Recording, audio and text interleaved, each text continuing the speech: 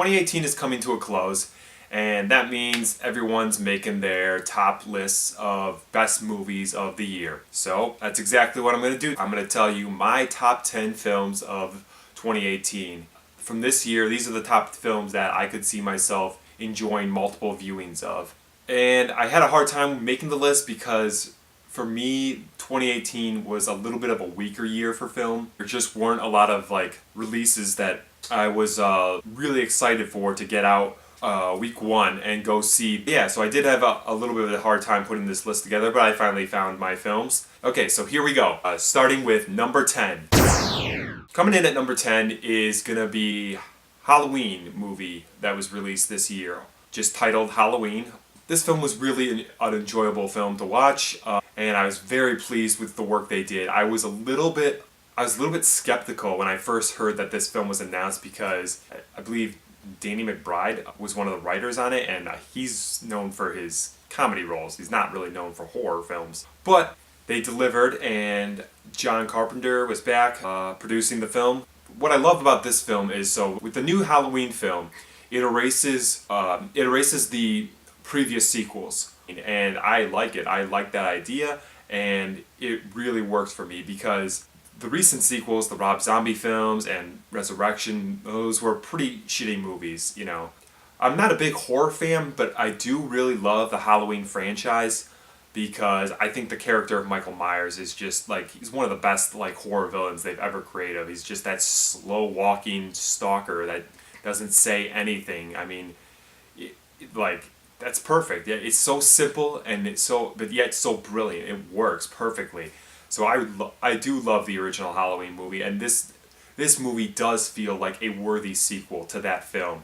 It feels like a true sequel in the vein of the original, with a lot of similar beats, and you can tell there's just some scenes that sort of pay homage to what they did with the original, and even some of the camera shots they use are just very reminiscent of how they shot the original film. And I loved it. I just really brought me back to my experience of seeing the first Halloween movie and how great that film was for me. And this film, sort of let me relive that experience. And I was so happy for it. And I enjoyed what they did with the story of how Michael has been in prison, and he's got a new doctor who took over for Loomis, and Laurie Strode is now older, and she's got a daughter and a granddaughter, and she's still kind of it still sticks with her what happened all those years ago, obviously, and she's kind of tried to make her daughter and her granddaughter prepared for a day where they might be in a similar situation, and they've sort of dismissed her as sort of just a little bit of nuttiness from their old grandma or whatever. But man, I mean, Jamie Lee Curtis, I mean, she played the character so well. I mean, it's as if she never stopped playing that character. That's how well she picks up with being Laurie Strode. And I know she returned for H2O, but this really felt like a natural progression for her character, and it felt like if Laurie Strode was indeed around today and an older woman now, this is how she would react and interact with people in her lives, and the possibility of having to face Michael Myers again someday. So I had a great time with it, and I just love that they made Laurie Strode this tough badass. She's totally prepared for this day. She's ready for it. And it made for a really thrilling final climax to the film of when she finally is hunkered down in her home/fortress, and Michael shows up. There's not, like I said, I'm not a big horror fan, and there's a lot of times where I was captivated so much by watching this new Halloween movie. I was so into it, and it really was what I was looking for out of a Halloween sequel. Big time I enjoyed Halloween. Big time I enjoyed Halloween great, but that sounds like a Jamaican thing to say. Halloween, the 2018 version, definitely worthy of being on this top 10 list.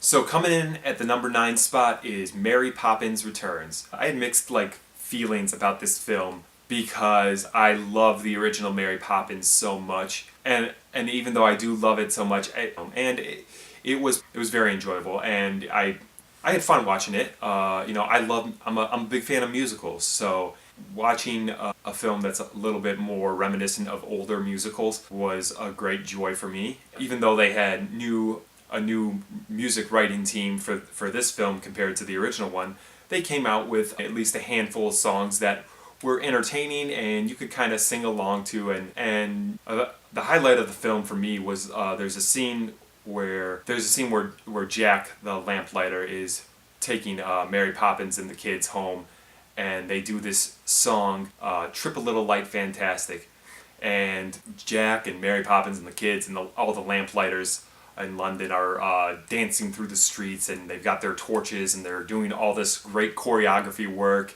And it's a really good song, and it's a really nice dance number. Choreography was great, and it was very, you could tell it was very reminiscent of like this of Step in Time and that type of scene from the original film. It was very much like sort of paying homage to that, and I like that. So it put a smile on my face to watch that. And I have to give major credit to Emily Blunt for taking on this iconic role of Mary Poppins. I don't think anyone could do as good of a job of playing Mary Poppins today as Emily Blunt did in this film. She had very big shoes to fill, and she did as good as a job as she could have been expected to do, which I think says a lot about how talented of an actress she is. Coming in at the number 8 spot, Mission Impossible Fallout.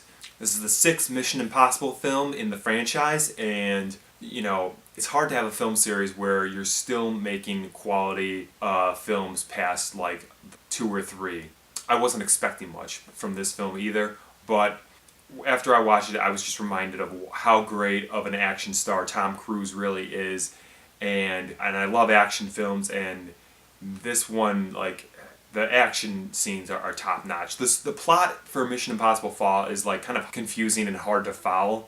I had to really pay attention. But what really like made this film for me is just the action sequences. They're so like awesome and just like have me on the edge of my seat. Like I don't even care what the hell they're doing in the like what the film's about at that point. I just like want to see like Tom Cruise doing all this crazy stunt work, and credit to Tom Cruise for being, I think he's like 56 now, and he's still doing his own stunt work. I mean, like that says something about like how committed he is to his roles. Because he's given it his all for these films, and you gotta respect that. But yeah, so talking about those action scenes, there's just like some ones that really stuck out to me.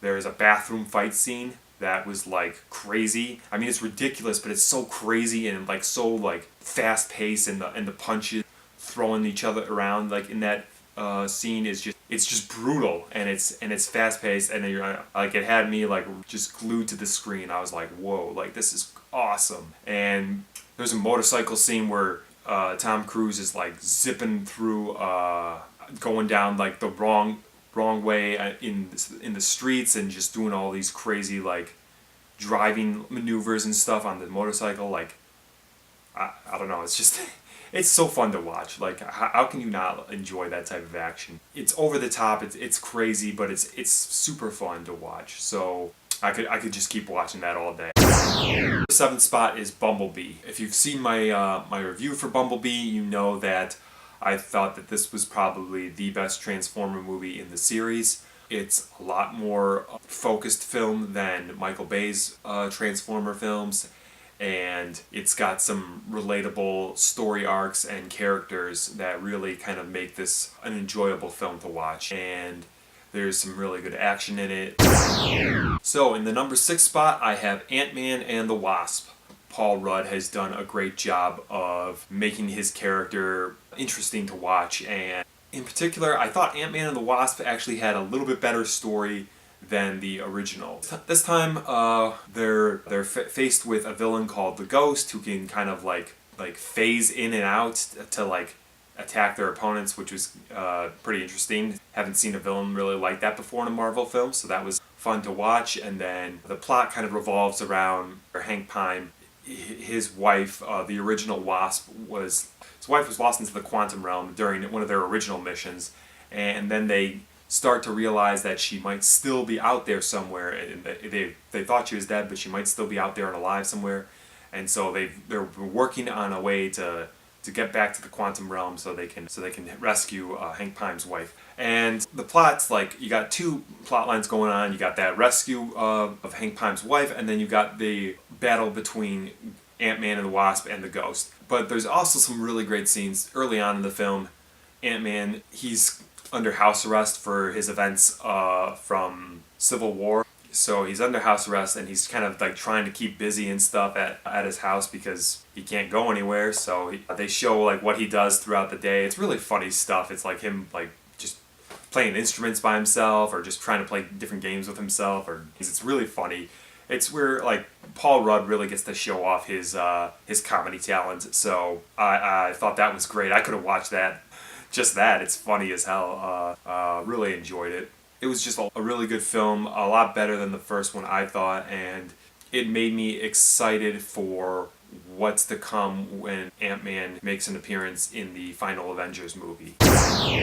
Okay, so in the number 5 spot is the Steven Spielberg film Ready Player One. This is based off a novel, and basically there's a kid, Wade Watts. He's, in the not too distant future, he's living in these slums, and life's pretty terrible for most people, and the only thing they can really do to keep themselves occupied and entertained is play in this virtual reality world called the Oasis. And eventually the guy who created this place dies, and he announces that there's an Easter egg, and whoever finds it gets the Oasis and his fortune. So a lot of the film is Wade Watt playing this Oasis game and being in this virtual world and doing these crazy missions to get these keys that will lead him to the Easter egg. I love some of the cultural references they threw in here. I always kind of have fun with that stuff.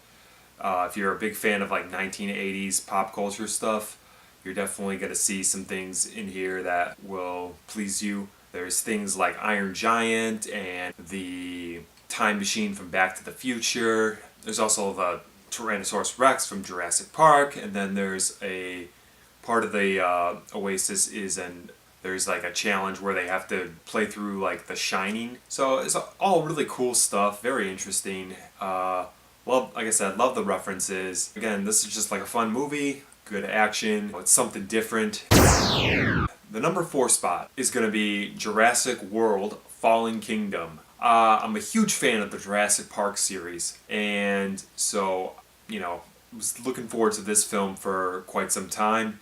I would say that this sequel, Fallen Kingdom, really enjoy Chris Pratt's character, Owen Grady, and I think Bryce Dallas Howard does a great job as Claire. And this time, Jurassic World's been shut down, but now there's a volcano erupting, and there's a debate about whether it's ethical to save the dinosaurs that are on the island from this volcano and from a second extinction. And the film makes some interesting choices, and there's a story plotline that kind of tries to focuses on the technological and ethical questions that have been raised ever since the first Jurassic Park movie, which I thought was interesting. I thought all that stuff was good. I don't know. There's something about the Jurassic Park series. It's just it always excites me, and I think it always it makes me think about what would happen if we could bring back animals that have gone extinct. How would that work, and how would that affect our world? And they do kind of address that in this film, which is nice. There's a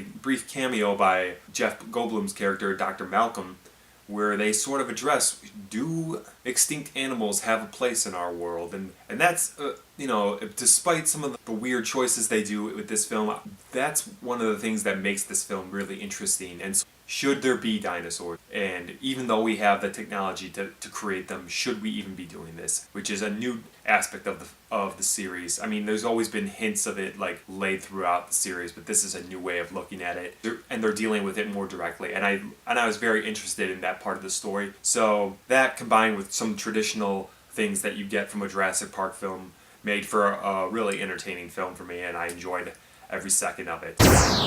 My number 3 spot. For number 3, I'm betting that this is a film that will not appear on most people's top lists, but it's on mine because this film is Christopher Robin, and I grew up with original animated Winnie the Pooh shorts from the 1970s. You know, I think it's the many adventures of Winnie the Pooh there that you can see these shorts on. But as a kid, I love Tigger, I love Pooh.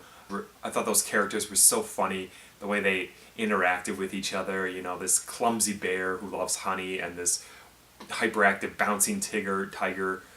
I love those stories. I love that. Like I said, I love those stories. I love those shorts. And this film, Christopher Robin, is made for anybody who, like me, was a huge fan of those animated shorts. If you were a big fan, if you grew up with Winnie the Pooh and grew up with Tigger and Rabbit and Piglet, if you grew up with those characters and loving those Disney shorts the way I did, this film was made for you. I mean, it's a great film for kids to see, but it definitely will hit the adults who grew up with it. It'll hit them in the heart, like, because now Christopher Robin has grown up and he's forgotten about the 100-Acre Wood and Pooh and all that stuff.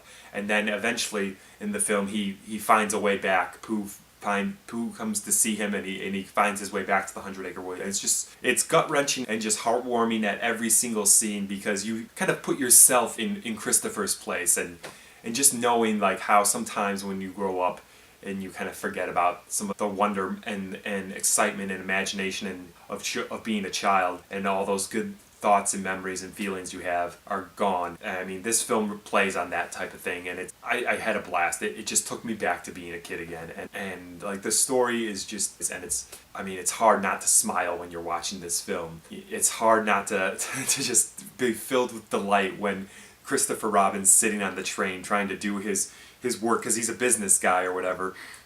He's working on the train, and to have Pooh sitting there so innocently. House, tree, Pooh, could you do that a little more quietly? House, tree.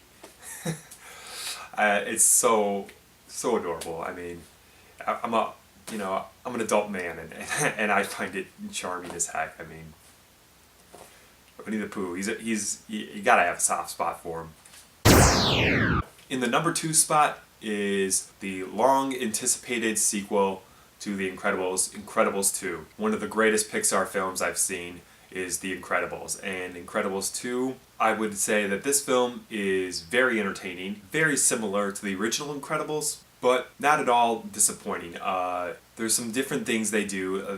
There's a little bit more focus on Elastigirl in this film. She gets her own chance to star, which is nice. And there's also a lot of scenes with Mr. Incredible kind of taking on more responsibilities of home life, and he's having to sort of watch Jack, and they're finally starting to discover that Jack has powers, and the way that he interacts with his dad, Mr. Incredible, and sort of discovering those powers is really entertaining. Jack is for me was like the star of this movie. You know, I always am entertained with watching the other characters, the other 2 kids, and Elastigirl, but you kind of know what you're getting with that. With Jack, it just added a new element to this film, and I thought that's what made this sequel so great. Very worthy Pixar sequel.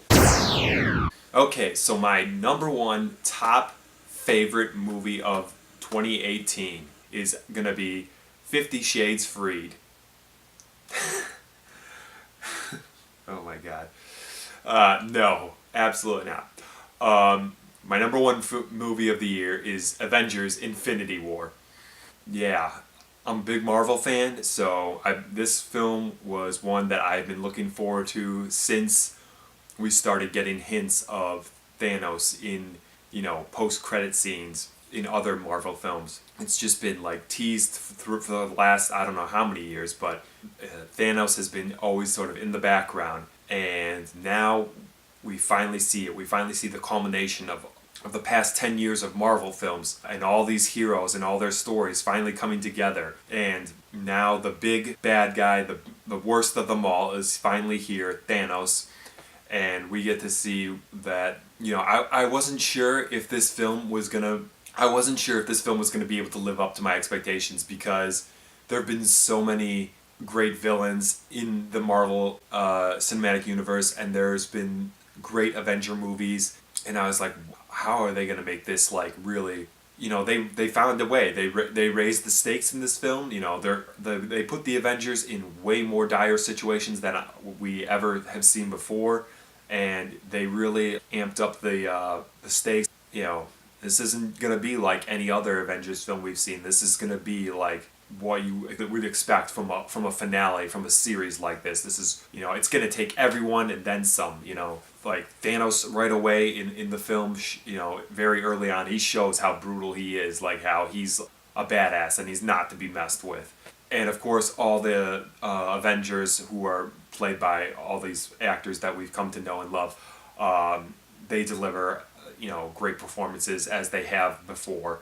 Robert Downey, Benedict Cumberbatch, Chris Evans, you know, all of them really do give it their all in this, and it's paid off beautifully. And even though this is a film with like dire situations and big stakes, and this is the hardest thing that Avengers are ever gonna do, they still managed to slip that great Marvel humor in there, which is fantastic. You know, there's some particular scenes with Star-Lord and Thor and Rocket and Drax and those guys that are really funny when they're deciding that, you know, Rocket and Thor are going to go off and try to get him a new hammer, and then the humor in those scenes is great. I love it. If you thought the Guardians of the Galaxy movies were funny, that you'll definitely be loving those scenes.